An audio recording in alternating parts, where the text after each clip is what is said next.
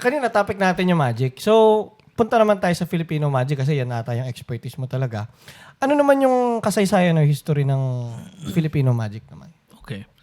Una-una, I wouldn't consider myself as an Expert, expert sa okay. ganito.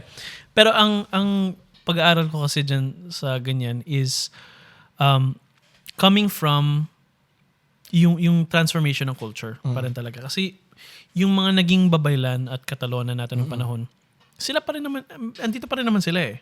Usually, sila na yung albularyo, sila na yung whatever. At marami pa rin mga babaylan na talaga nagpa-practice ng babaylan tradition. So, Meron. Actually, dito sa tanong meron. So, a lot of these things na akala natin nawala, actually just transformed. Nag-transform lang. Yung tinatawag ni Resel Mujares na Christianized animism. Hindi siya folk Catholicism. Christianized animism siya. So, meron akong nakausap na Surwano. Surwano is yung healer sa Visayas. Nakausap akong Surwano nung early this year. And ang interesting ng practice niya kasi napaka-indigenous pa rin ng framework. Oo.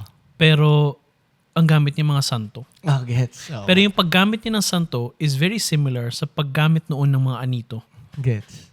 Oo. So ang galing lang. Ang galing. Christianized animism nga. No? So if you really look at yung mga documents, panahon pa ng mga Boxer Codex, sila Francisco Demetrio, yung mga work nila, may kita mo na grabe pa rin yung parallels. It's still the same essentially. Yung systems of healing natin, yung mga work ni F. Landa Hocano, it's still the same. Parang wala masyadong nagbago except yung mga pangalan ng mga espiritu or whatever, but the system is the same. Pareho pa rin.